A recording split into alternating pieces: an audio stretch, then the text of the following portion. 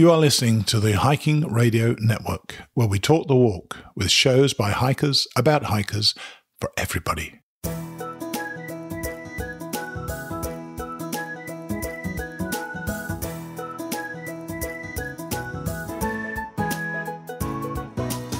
Mighty Blue on the Appalachian Trail, the ultimate midlife crisis.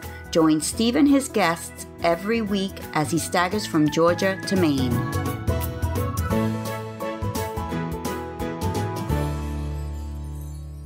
Hi guys, hope you're all well and thanks for coming back to the show, which is, by the way, Mighty Blue on the Appalachian Trail, the ultimate midlife crisis.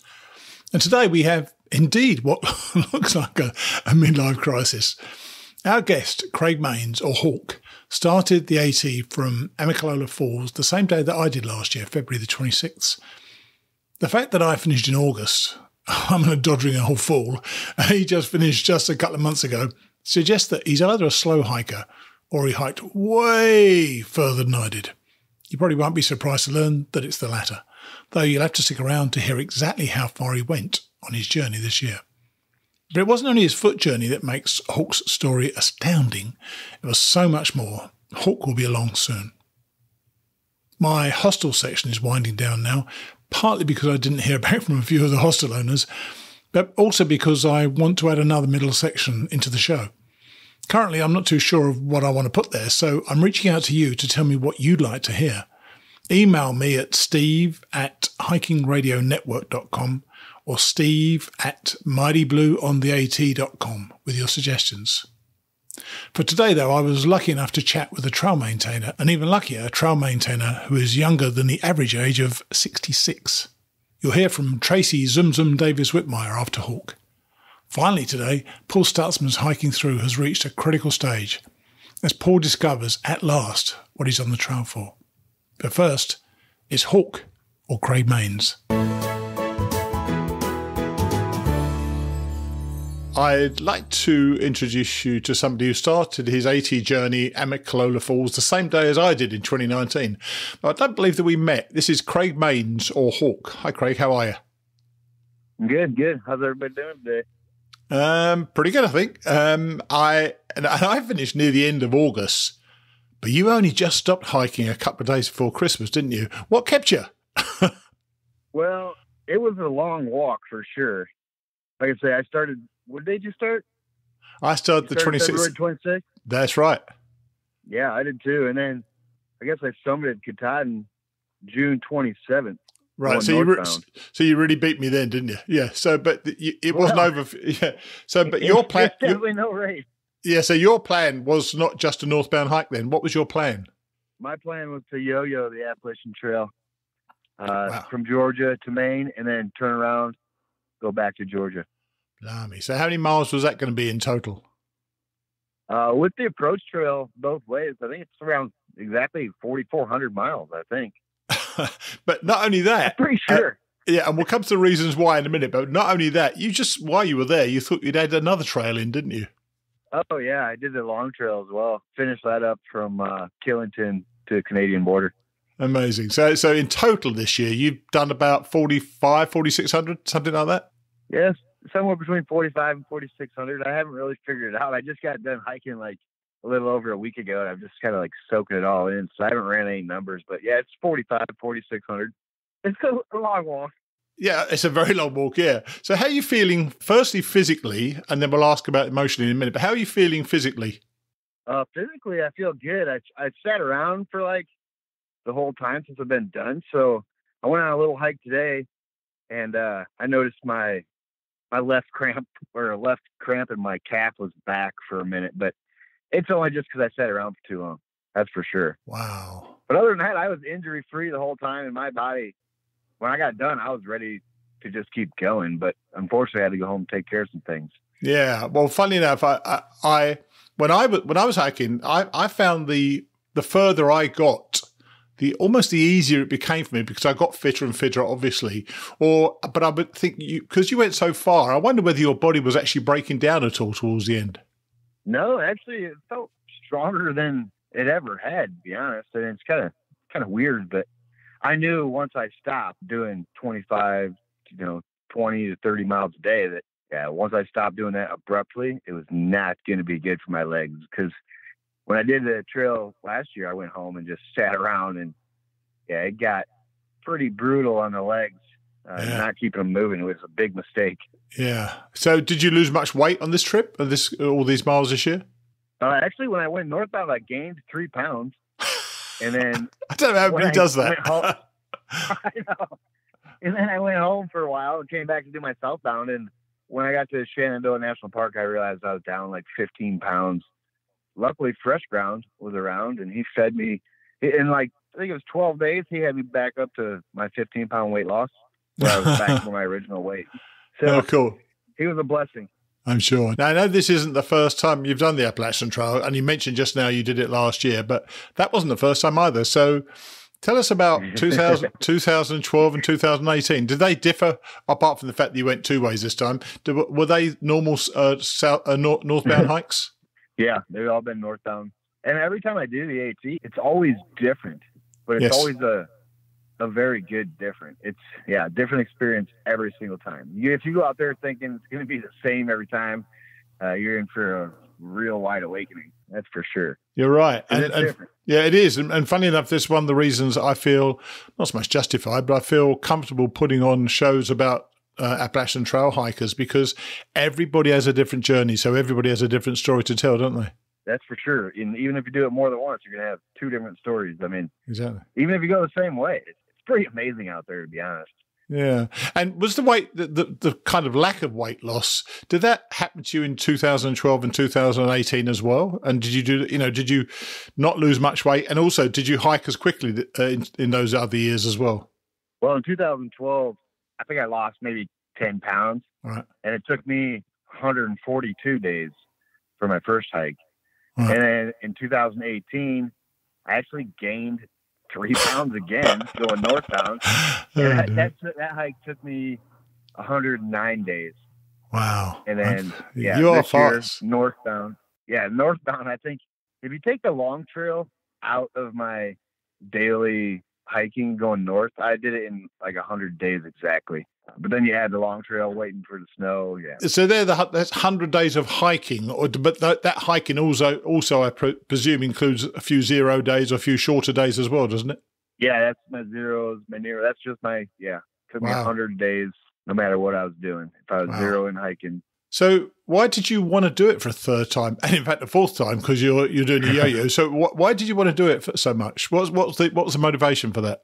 Well, it always sounds crazy when I tell people this, but I've always wanted to be a triple crowner. So doing the AT 3 times first for me was a no-brainer, because I know a lot of people that are triple crowners, and everybody says the Appalachian Trail physically is the hardest.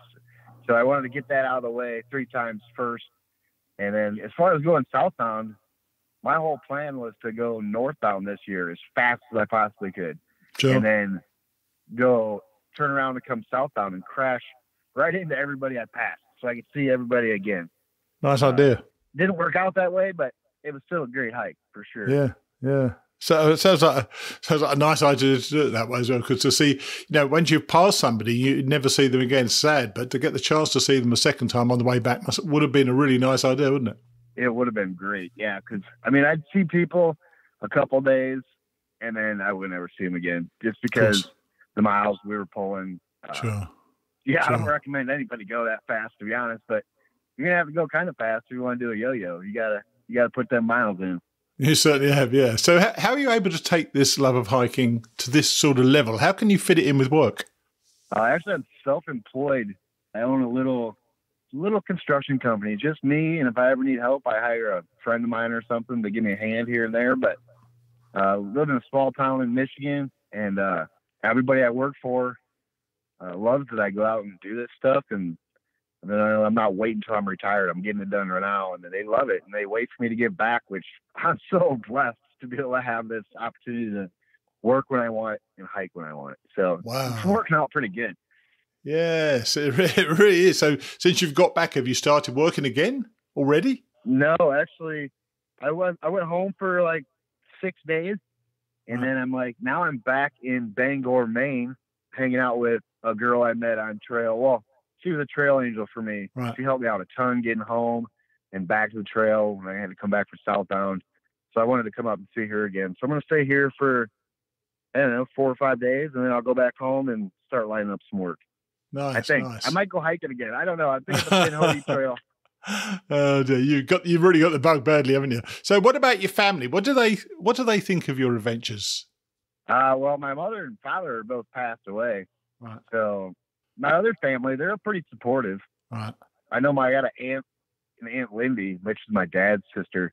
Yeah, she comments on like every Facebook post I put out, and she's proud of me, I guess. I mean, it's hard to believe somebody's proud of me for hiking, but yeah, she's very supportive. I'll believe it. Your family is always proud of you when you do things which they can't do, you know. And I think it's this is tougher than most people think it is, but they still think it's pretty tough as well. So you know, we all get comments on how well everybody thinks we're doing. So I think it's great to receive that support from people. It always makes you feel better when they comment positively about you on Facebook, doesn't it?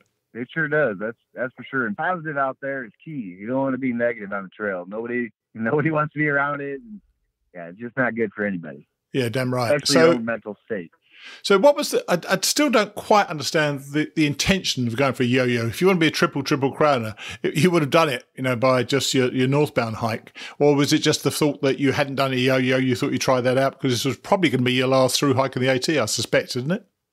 No, it won't be my last one of the AT. But really? As far as my plans for my yo-yo, after I got done in 2012 and 2018 hiking the trail, I went home and it was always like, you know, this just didn't last long enough. So I was trying to think of a way I can make it last. Slow down, man. Yeah. That would do it. That's what everyone said. Why just slow down? So if I ever do the AT again, I'm probably going to do a flip-flop since I've never done a flip-flop. Right. And then I will take like 7 months to do it. Just do every little side trail, every single town, because that is the way to hike the AT. It's slow and steady. Yeah, certainly. And we started the same day, 26th of February, as I say, and I was I think it was 404 or 304 at Harper's Ferry. You were a bit ahead of me, weren't you? What number were you at Harper's Ferry? At Harper's Ferry, I was number 8. Yeah. So how long did it take you to get to Harper's then? That's amazing. I was at Harper's Ferry at like day 42, I think. Wow. I'm not really positive, but it's not, I don't think it was 50 days. It was less than 50. So that's still over 20 miles, well over 20 miles a day. And most people's advice, and certainly the advice I would ever give anybody, certainly of my age, you know, people in the 60s, just start slowly. Do you start slowly, or do you go right out of the gate? Well, this year I went right out of the gate because when I finished up last year on my hike, I knew I was coming back to yo-yo. So I kept my trail legs, I kept in good shape, and I started out of the gate really fast. So day 1 was Springer Mountain to Neal's Gap, which is like a 31.4 mile day. So I don't recommend it. I really don't. I think, slow is the way to start. But if you come out physically ready and mentally ready, knowing what you're going to expect, I mean, nothing wrong with it, I guess. But if you're physically ready, how do you get physically ready for a hiking? Did you prepare physically before, or do you just stay in shape all the time because of your work? Well, I stayed in shape because of my work, and then what I would do is I would take my backpack I used in 2012 because it would carry a lot of weight because I didn't really know what I was doing. I would load that up with like twice the amount of weight I would ever carry on the AT this year, and I would just hike as much as possible. And that way, when I got to the AT, my backpack was like super light, and it was comfortable. Yeah, what do you call super light? What was your starting weight? Well, Amicola Falls Lodge, or the visitor center there, I put my pack on the scale. I didn't have any water in there, but 3 days of food and all my gear, I was under 12 pounds. Wow. Yeah. I don't know how that's possible. I just do not know how people do that. I couldn't get lower than 27 pounds. That was at my best. That was ridiculous. It's 12 now, pounds. When I came southbound, I added a bunch of weight. So when I came southbound, I'm like, you know what? I changed from my full length air pad or from my short air pad to a full length.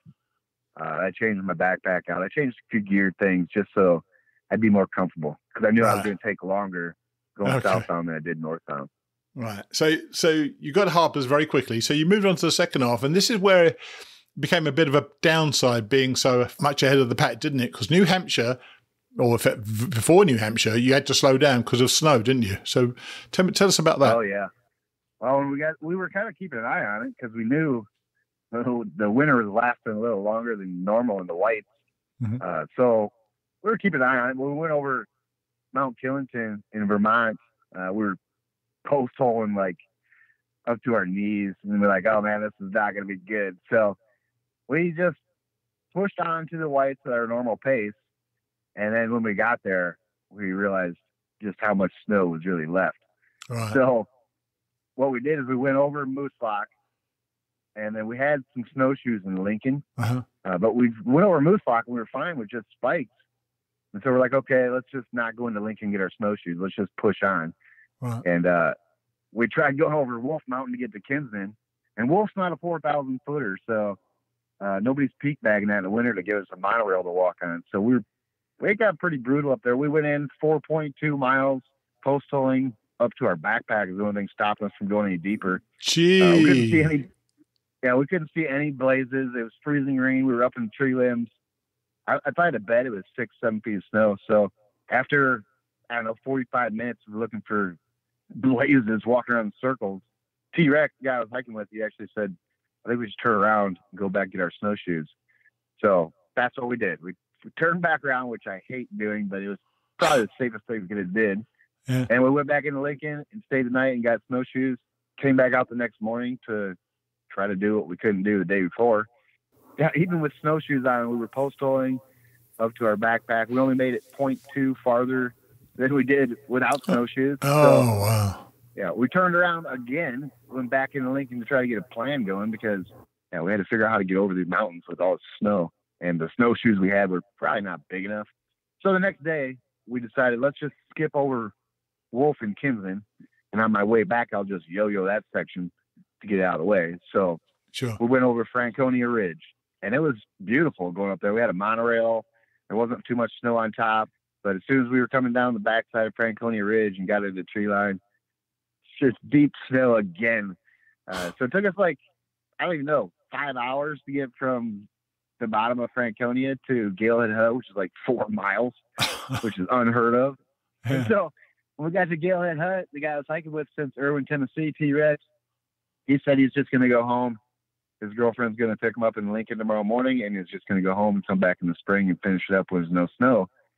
And I was like, man, we can't just split up like this. So it's kind of throwing ideas around what if we just skip the whites and then come back and do it later? And I'm like, I can't do that with yo-yo either. It's just going to be logistically a challenge. So I said, you know what? Let's just go. I don't want to push through the whites either, just going hut to hut to hut and all the snow. So sure. Let's go finish the long trail to Canada. Let's snow melt in the whites. And he was game. So that's what we did. We got Galehead Hut. We took Gale River Trail down to the road, and we went to the long trail and finished that. And then I came back to the whites. Well, I'm sure most people listening to this do know, but the long trail and the AT share a path for about 100 and something miles, don't they? And then the long trail goes off towards Canada. Was the weather bad there as well, or did you get much snow on the long trail?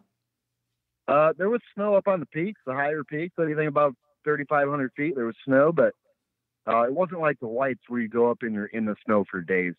You just go in, you go up and over it, and you're back out of snow in 3 hours. So right. It wasn't too bad. Did you enjoy it? I did enjoy the long trail. The long trail, where it splits off from the AT, is rugged and raw, and it's just everybody says that. Amazing.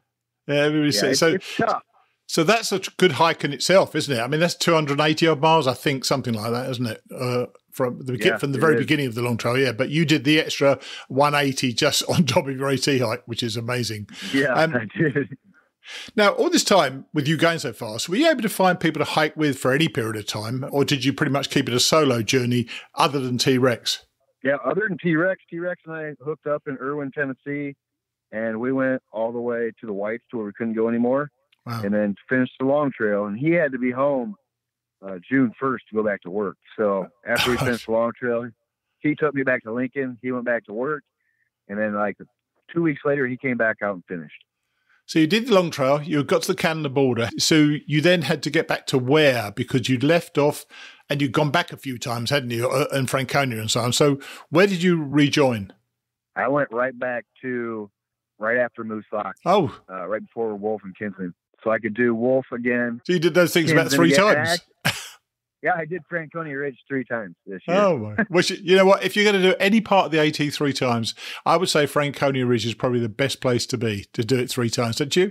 I would agree with that 100%. That's one of my favorite ridges on the whole trail. Yeah. And did you have decent weather when you went over it the 3rd time?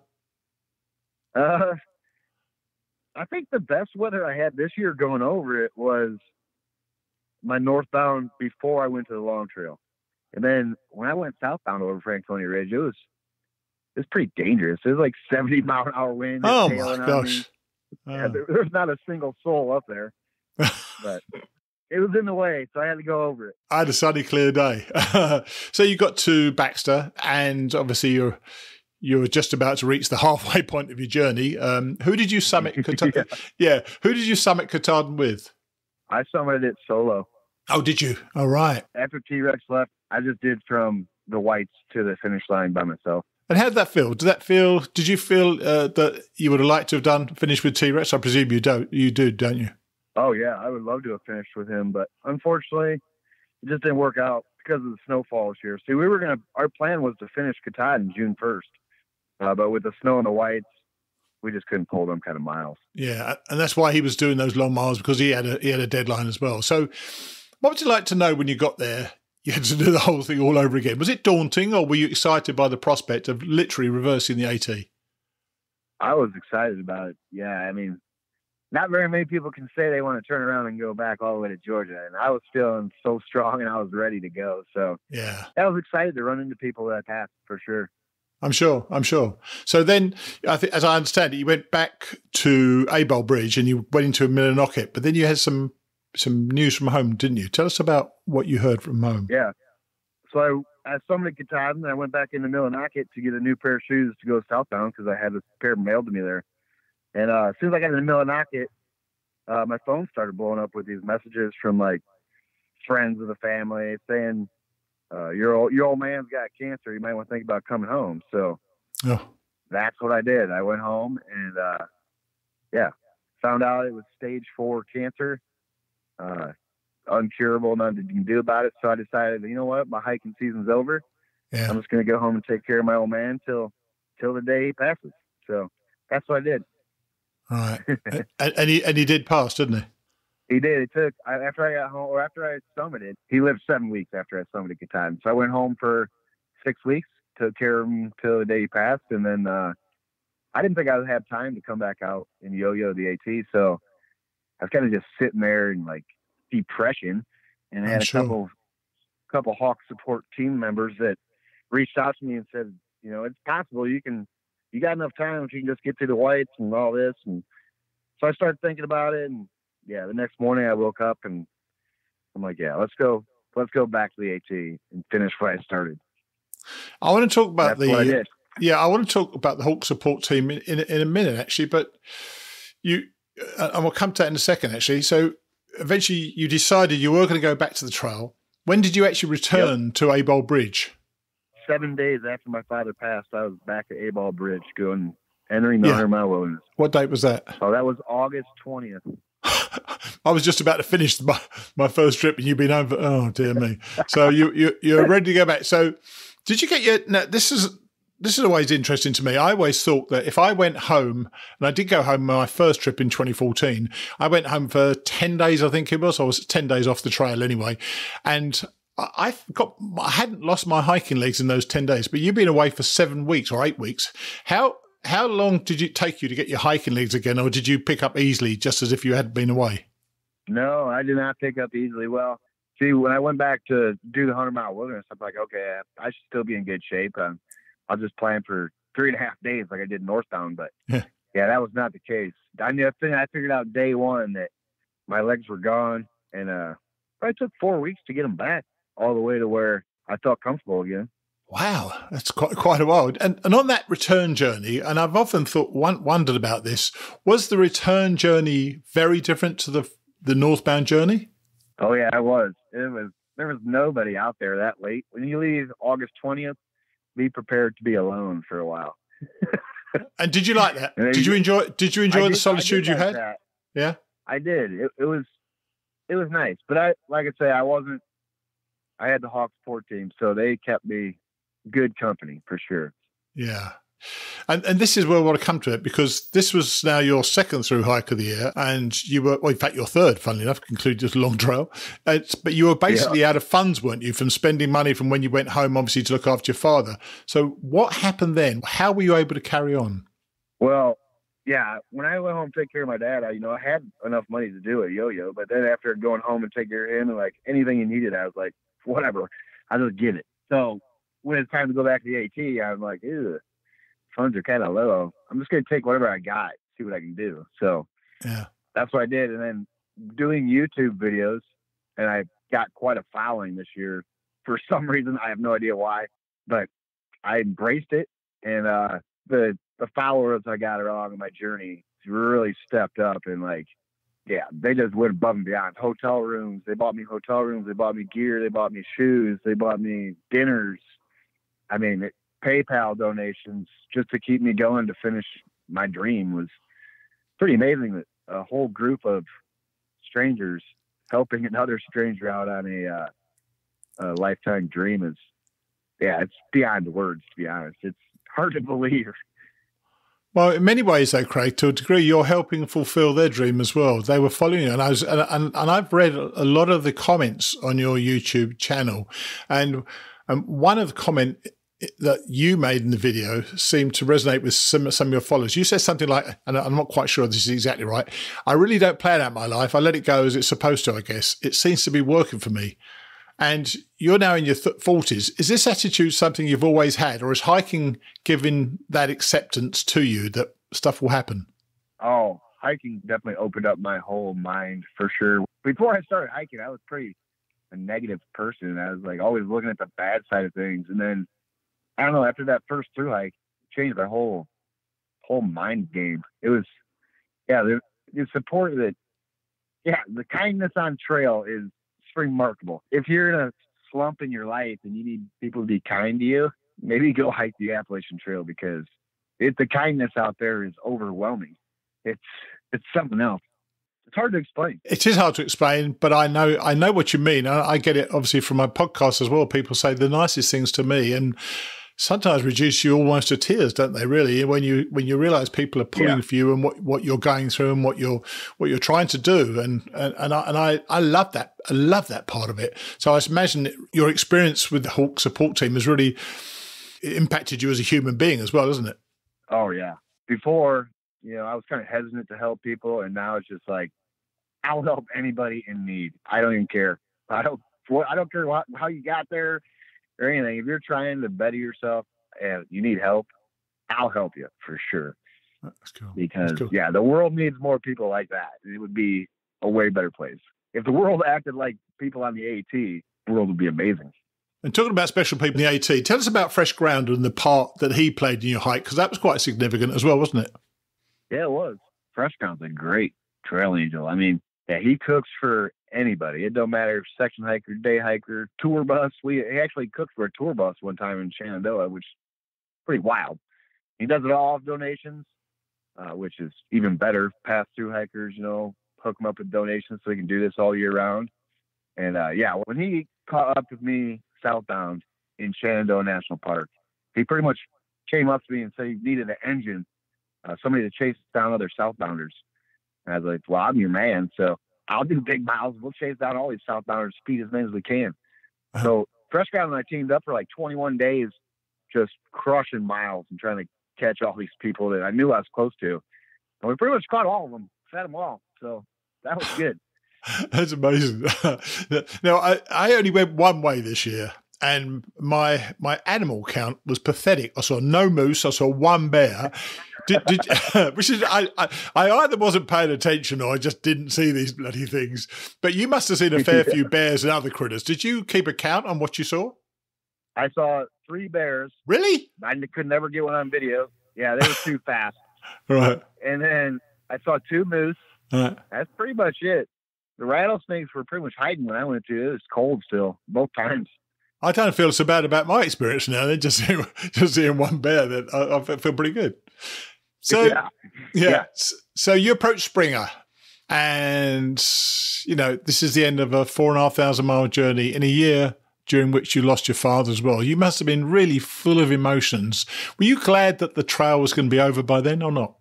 No, actually, I did not want it to end. Right. Because I knew that going home would just be, when I left home, which, well, for me now, it's my father's house. He left me. But when I left to come back to Katahdin to go southbound, I pretty much just walked out of the house with my backpack. So I knew when I went back, it would just be like, yeah, the memories I had watching my old man die in his own house, which did not sound very pleasing. But now that I went back and cleaned some stuff up, it's not so bad, I guess. It was good to be there in the final days, for sure. But, yeah, I bet. Yeah, I just wasn't ready to go home and deal with it, which why I wanted to keep hiking. Right. But I'm glad I got some closure on the whole deal. And yeah, the trails aren't going nowhere, and I'm going to be hitting them real soon. So, right now, I saw, as I say, a couple of your videos, and you were actually met when you finished. But actually, I think it was when you got to the car park just before the 0.9 of a mile hike to finish at Springer, top of Springer. Who was waiting for you at the end of your hike? Yeah, the Hawk support team. Like I say, they've played the biggest part of my hike. That, yeah, I would never have imagined it in my wildest dreams. The people I've met, sometimes it would be 3 or 4 times a day. People come out to meet me or give me a Coca-Cola or just talk to me, which is great. When people came out, I wasn't expecting them to bring me anything. I just wanted to meet people that were watching my hour-long videos every day, to be honest. Because if you're committed to watch an hour-long video of me every day, then when you come out the trail, I'm definitely giving you my attention. I met so many amazing people. And when I got to Springer Mountain parking lot, there was like 25, 30 people just cheering me on. And I know. Awesome. That must have been so emotional for you. It was.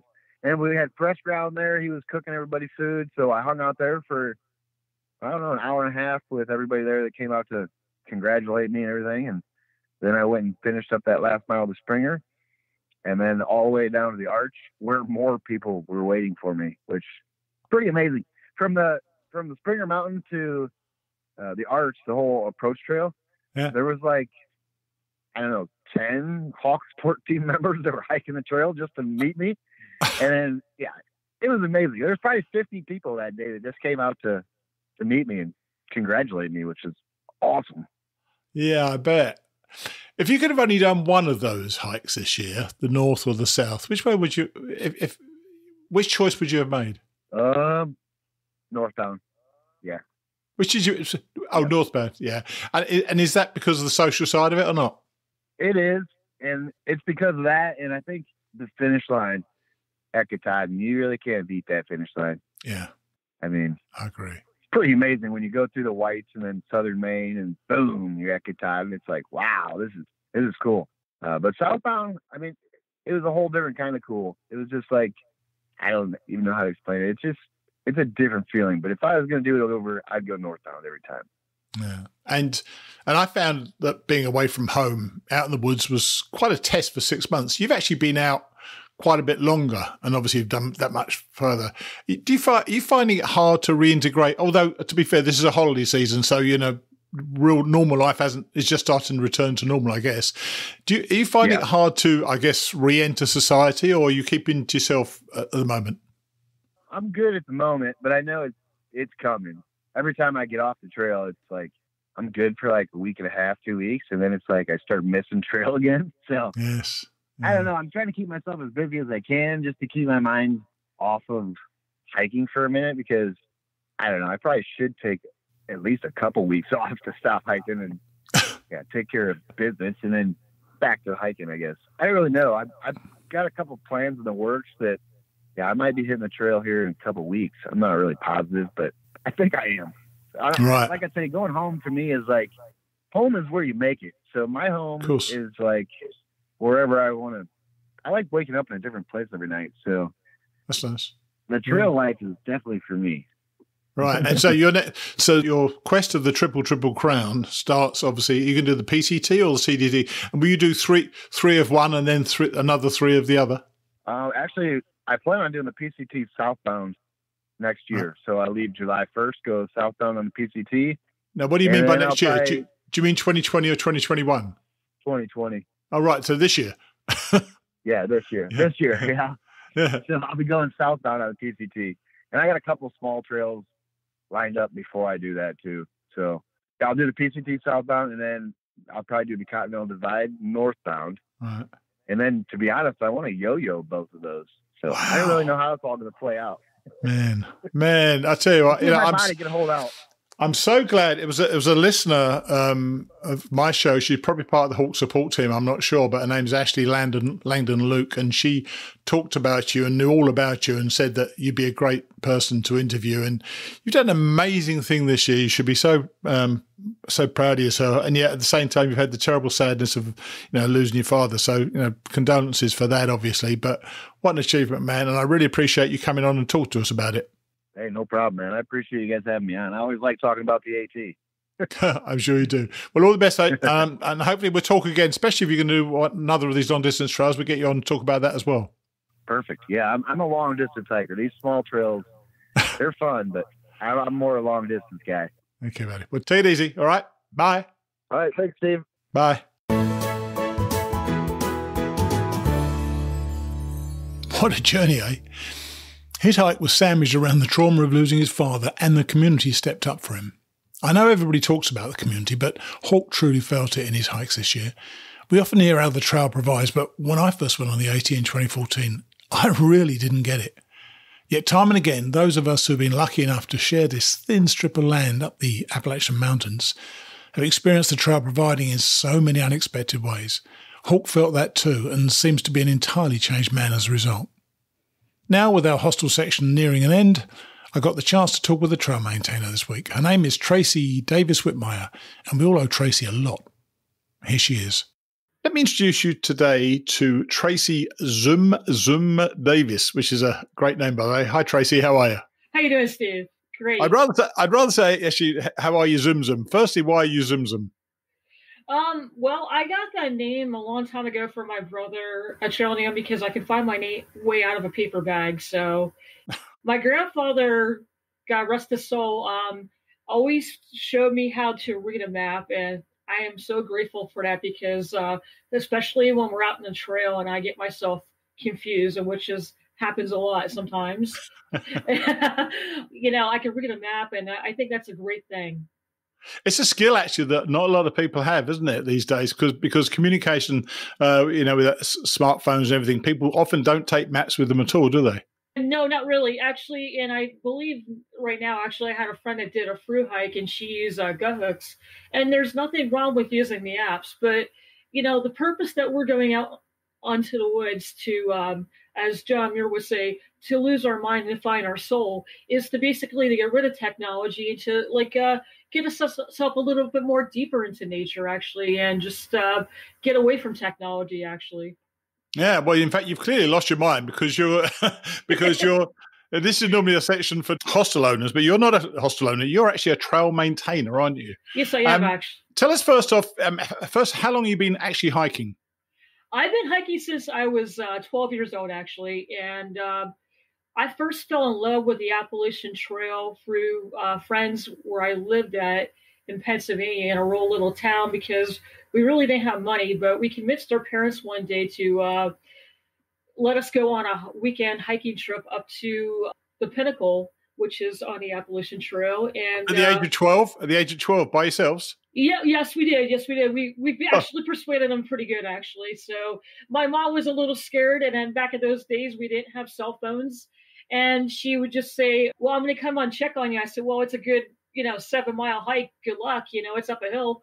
But anyways, I fell in love with the Appalachian Trail there because I first met my first thru-hiker, and I was automatically just hooked and fascinated by just amazement that somebody would walk from Georgia to Maine or southbound from Maine to Georgia it blew my mind. And, we had our first encounter with a rattlesnake, and just waking up in the woods is a different type of thing than just waking up from your bed at home, actually. Because totally, yeah.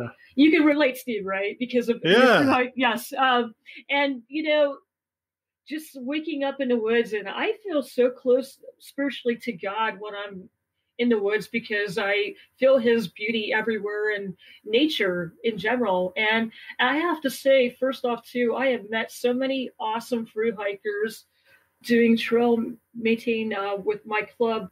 I started actually last year. And the story with that is that how I got into doing trail maintaining is I had an injury. I injured my hip. I tore my hip labral, tore it, and I was in a lot of pain. And after my surgery, my doctors highly recommended that I exercise. And I was just like, well, going to the gym is just no really good for me. He's like, why don't you just go for a walk? And I thought to myself, you know what? Let's just go for a hike in the woods. Yes, of course. And most definitely, and I found a group, a hiking group, the Blue Mountain Eagle Climbing Club in Pennsylvania, and the rest is, I would say, history. I became a trail maintainer, and it's totally awesome. So tell me then, so what was it about the trail itself, or was it the hikers? Or what was it about the trail that made you want to get involved in trail maintenance? Why did you actually want to do this? Because this, and I admire you all for doing it, and thank God that you do, because if you don't, we'd be walking straight into trees and stuff like that. So what was it really that inspired you to get involved in this? I would say because at a young age, just that experience of hiking on the Appalachian Trail and realizing that, wow, well, how well maintained this area was. Yeah. And finding out later on in life that it was through volunteers. And, the Appalachian Trail in general cannot survive without volunteers. And unfortunately, and I am doing an internship too, actually, with this hiking club. And I'm finding out these people are getting older, and their experiences they're concerned about is what's going to happen next to our trail club, because we need more volunteers. Well, we noticed that when we were away. I heard, and I think it was from Laurie Podiger at the Appalachian Trail Conservancy. I think she told me that the average age of the Appalachian Trail maintainers is 66. That is extraordinary. I mean, I'm 66. I'm an old guy. So God knows what it's going to be like, in 10 years' time. Is it going to be 76 or are we getting some new younger people in? You're obviously younger than that age. So what, is there a push? I know you, of course you are. Everybody's younger than me. Is there a push to get more younger people involved? And what success are they having getting younger people involved? Well, that is part of my job right now, isn't it? I'm doing an internship with this club, and we're trying to do some promotional things. And unfortunately, they need to get involved now with more, being on social media more, unfortunately. Sure. And I'm going to be graduating soon from Penn State as getting a bachelor's degree in communication arts and science. Uh-huh. And this is going to be perfect for me because this is just, my friends like laugh at me and say to me, you know what, you just fell in love with your first love here because we all know Tracy loves hiking, Stutzman likes hiking. And I'm like, yes, I'm aware of that. And I just find myself that this is a mission that I need to kind of follow through because other hiking groups are struggling too, actually. And this is where I want to get the word out. So are they understanding the need to reach out via social media? Because that is the only way forward, I'm sure, to get people involved, because that's where most youngsters are hanging out on social media, isn't it? Most definitely, especially Instagram, for example. I know I have an account too, and I also have a YouTube channel, and it's called Zoom Zoom's Adventure. Right. And what I do is I try to take people out on a trail, and I educate them in different sections. There's so much history, Steve, on the Appalachian Trail. And sometimes when you're a thru hiker, you just don't, you're worried about getting to the next point or getting to the shelter, especially when it's raining all the time on the AT. It's just more about educating yourself about this. And I just my ultimate goal at the end here is I want to be a park ranger. I want to work in maybe work with ATC or some kind of forestry, actually. Nice. So tell us about what a typical, I guess, trail maintenance session looks like to you now that you've become involved. Right now, it's mainly we do monthly trips out to the area, but we do have every club has a trails chairman, like what I know of. But our trails chairman, God bless him, because he's constantly out hiking the area. He's maintaining. There's some people that maintain, like, watch for boundary lines that people aren't infringing upon the boundary lines. But trail maintainers mainly go out. What I understand in March, and we try to go out as a group and we try to look at areas. Pennsylvania, some clubs, for example, I want to be a ridge runner. Going to probably be a ridge runner this summer with my hiking club, because it's a way of trying to check on things. Because I know last year I checked on the beaver dam. Oh God loves the beaver dam in Pennsylvania. That's amazing, isn't it? Running through the water in that this year, or last year rather. That was extraordinary. And my friend Sponge, who did a thru-hike, she's like, "So did you go through it?" And I said, "Well, no, I kind of went on the bypass a little bit. I have to admit." Oh, you should try it out. I know, but there's so many there's so many things on the Appalachian Trail, like trail wise. A few months ago, I finally got to do my relocation on the Appalachian Trail, and that was just like totally awesome. And I thought to myself, I was part of like history here, because tell me what that is then. So a relocation is when, I believe, like the ATC KTO is like Keystone Trails Association, and our hiking club got together. It's like they all kind of agreed upon that this area needed to be relocated because maybe it was like run down, or it was like a beaver dam. Sure. And so we basically, it's like having a party with a bunch of hikers, but we have chainsaws and other tools to kind of cut down trees and, cut things over, cut bushes back and stuff. But it's just like totally awesome, and I love it. So if somebody wanted to get involved and they're relatively close to the trail, and frankly, you would have to be relatively close to the trail in some ways to get involved. Otherwise, you're driving a heck of a long way to get there. So say you live 20 miles, 30 miles from the trail, you want to get involved. Does somebody teach you how to use a chainsaw? Because trust me, I would not be a good person to start messing around with a chainsaw. Somebody would lose a leg. Well, most definitely. And that is considered on the Appalachian Trail. They call those Sawyers, and not like Sawyer Squeeze. No, not like Sawyer Squeeze, Steve. No. But Sawyers are basically people that are trained by the Appalachian Trail Conservation, and they teach. I believe it's a course they teach them to go out there. I'm not one yet, but I will be in the future. I love the one person standing in front of me with a chainsaw, but yeah. But I mean, it's just great. If anybody wants to get involved with the any kind of trail club, it's easy to Google things, but reach out to the Appalachian Trail Conservation. They have a list of all 31 hiking clubs that really need your help out there. Right. And are they making any inroads in getting younger people involved, as far as you know? I mean, you're obviously a younger person, but so tell us, is that something that they're obviously making a push for it? Are they getting anywhere with it? Because this only needs to be 2-3 years where they don't improve the average age, then we're in all sorts of trouble, aren't we?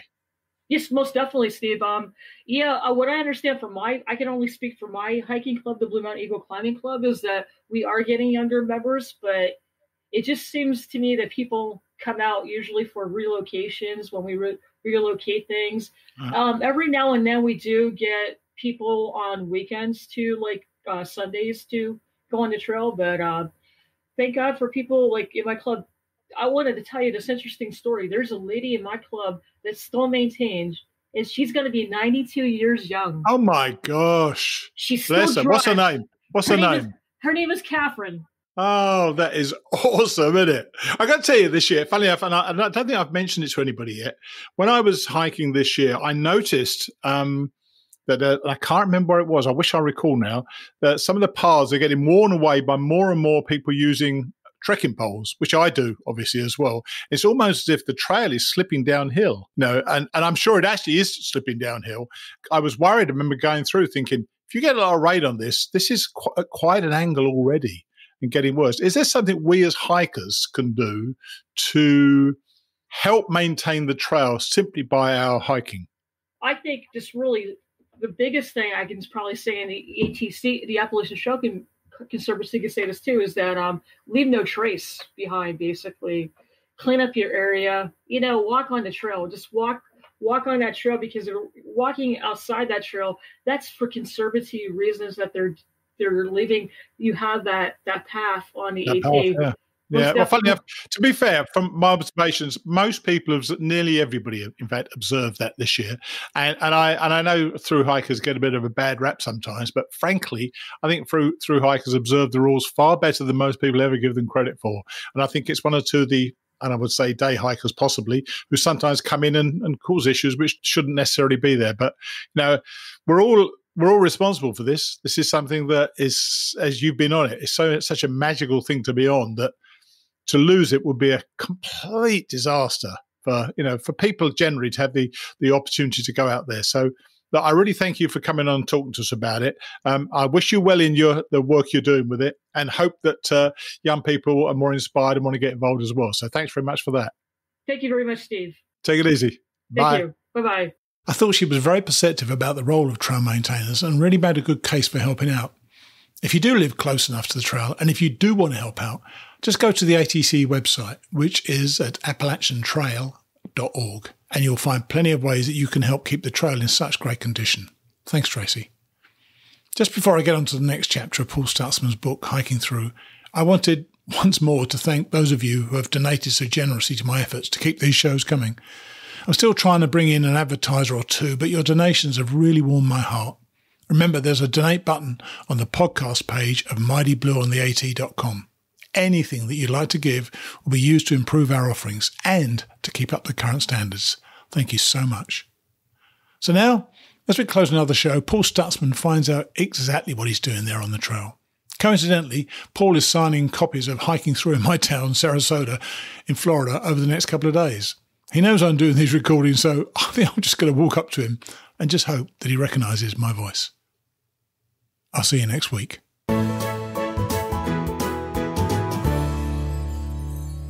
Chapter 20. The Path to Freedom. Hey, Padre, who goes to heaven and who goes to hell? Apostle and the priests enjoyed Independence Day, strolling through small-town America. Padre has shattered so many of my stereotypes about the Catholic Church. He was a man who fasted and prayed and sought God's will for his life. I confess, though, I did think maybe I'd trip him up with this question. I expected one of those predictably vague answers, such as, no one can know who will get to heaven, or no one's sure if hell exists.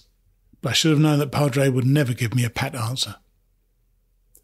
Many years ago, St. Catherine of Siena said, all the way to heaven is heaven, because Christ is the way.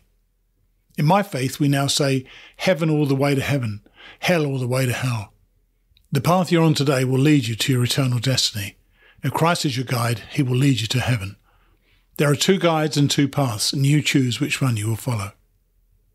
I also believe in two paths for our lives, and our choice of path has life and death consequences. Both paths take us to a chasm at the end of this life, but one of those paths is a cross that spans a chasm and leads to another life. The pathways of our eternities also reminded me of the trail I hiked every day. The Appalachian Trail had a destination. As long as I followed the white blazes and studied my guidebook diligently, the path would lead me to Mount Katahdin. Countless other paths led away from the AT and away from my goal. My life was like this trail. I had already taken many of those side paths, but God always welcomed me back. I enjoyed hiking with my new trail friends, but times of solitude on the trail gave birth to new growth within me. Conversations with Padre had given me much to think about, and for the next several days I would have plenty of time to ponder. I would be alone on the trail over the next mountain. Fargo worried about everything, and now he worried about the difficulty of Mount Greylock looming ahead of us. The hostel owner offered to take hikers 20 miles ahead to the other side of the mountain and a higher elevation, from which hikers would have a much easier hike back to Dalton. While Padre and I walked the streets of Dalton and talked paths to eternity, Fargo was slack packing those 20 miles back to town. He'd join us for the festivities that evening, and then the next morning he'd get a ride back to the other side of Mount Greylock and continue north, a full day ahead of me. Padre and Rhino would meet the TV crew tomorrow for an update on Rhino's hike, so I would be alone for the next few days. I planned to hike several big days to catch up with Fargo.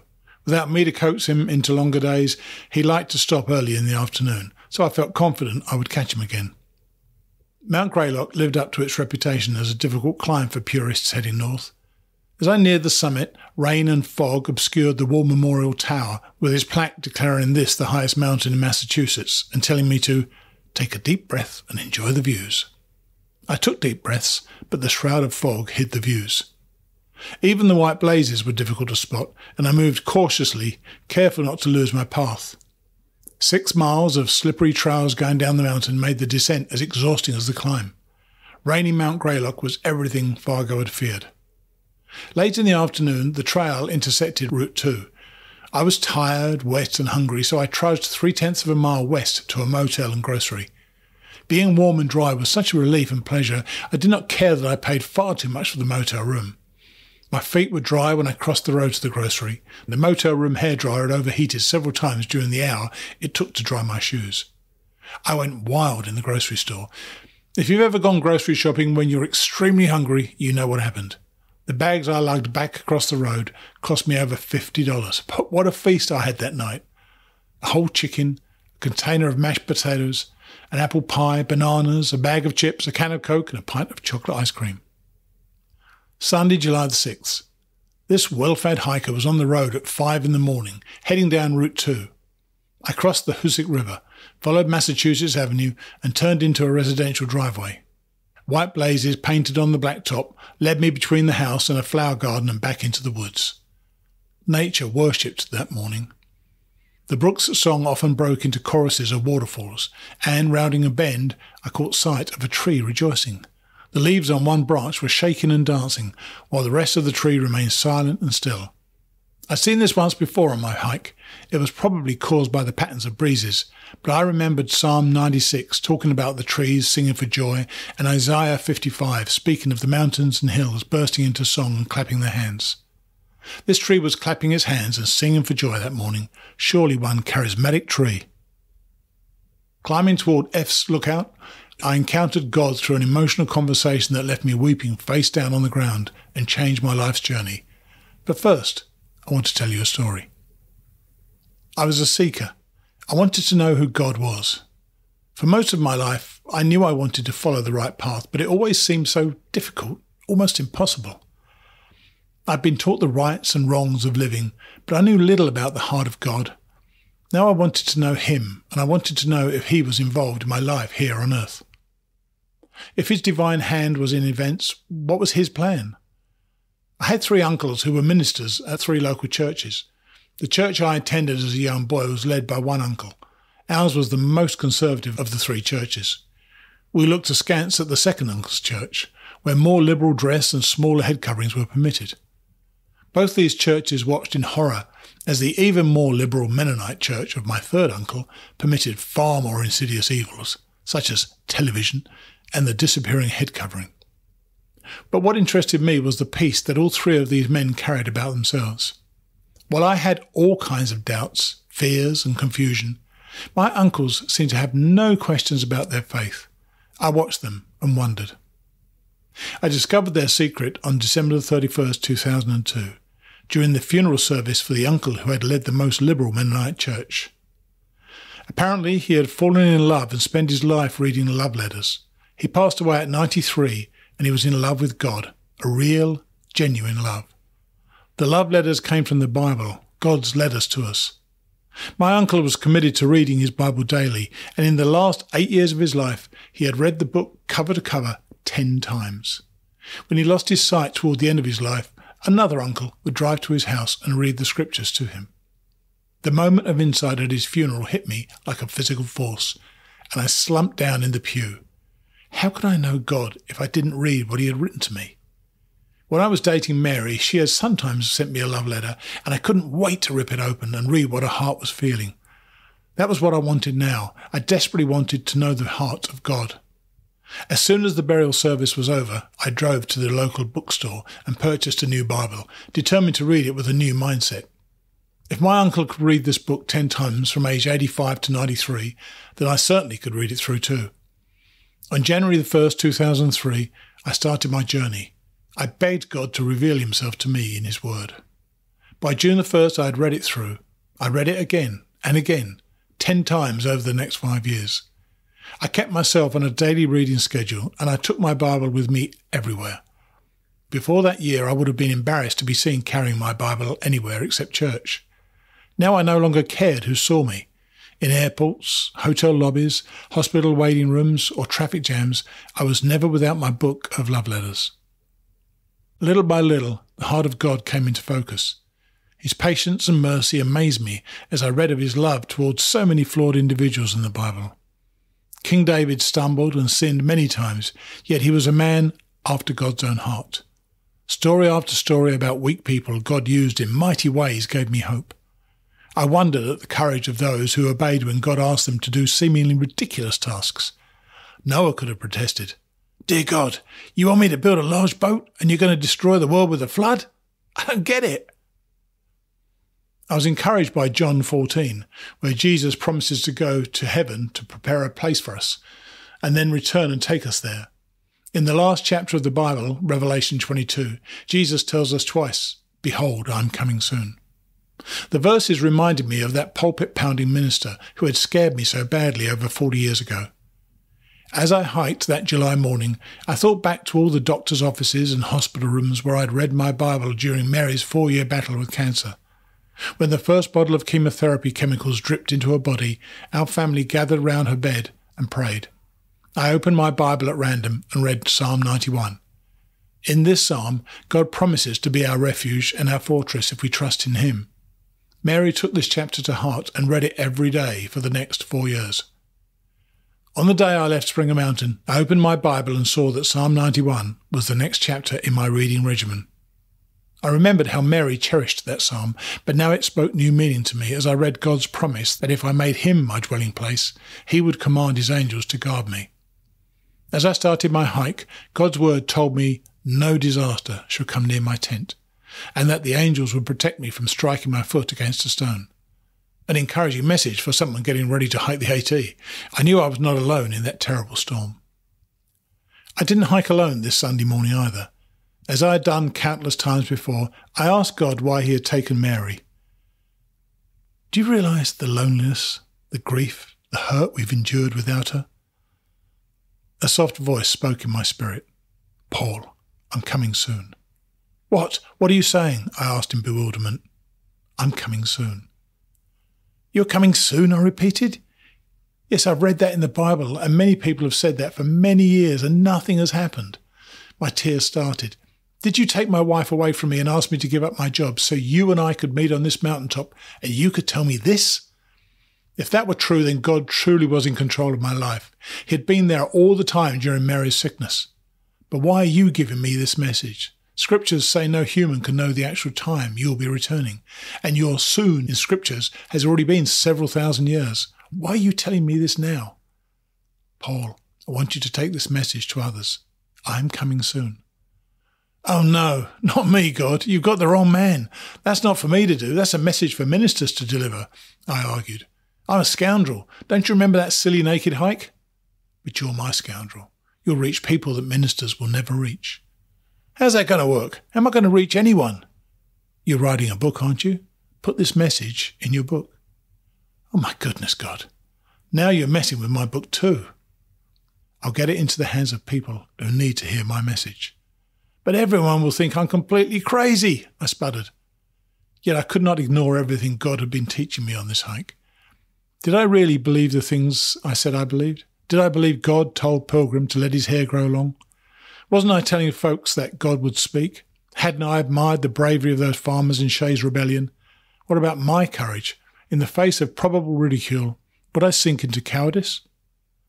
So I was a scoundrel. I might as well also be a fool for God. Our conversation had brought me to the top of F's lookout. I dropped my pack and fell face down on the rocks, weeping. "God, if that's the message you want delivered, I'll do it." I stood up, picked up my pack, and took in the surrounding views. 4 little words brought me freedom, like new life breathed into me. I am coming soon. It's a message from God that assures me he is in control. There's so much anger and hatred everywhere, and greed and corruption are out of control, but nothing that happens is a surprise to God. He is right on schedule, his schedule. To everyone who wonders what this world is coming to, God says, I'm coming soon. God is not telling us to sit around and waste our time waiting. He doesn't operate on our timetable. I'm coming soon is a message to live, a message of healing and a message of peace.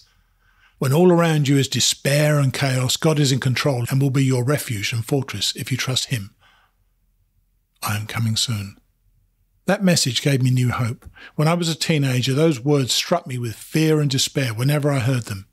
Now they filled me with comfort and peace. I knew I was free at last from my guilty bondage of do's and don'ts. I knew Mary was okay, and I knew I was going to be okay. It was almost as though I heard her say, "Paul, live." As I hiked away from F's lookout, the rocks and trees and hills were rejoicing. This trail had become a path to freedom. God was in control. My life was in his hands, and I was free to live. And if my book never sold, well, I'd remind God that this addition to the book was his idea. Who does God want to encourage with this message? I may never know. He's the one who will place this book exactly where he wants it.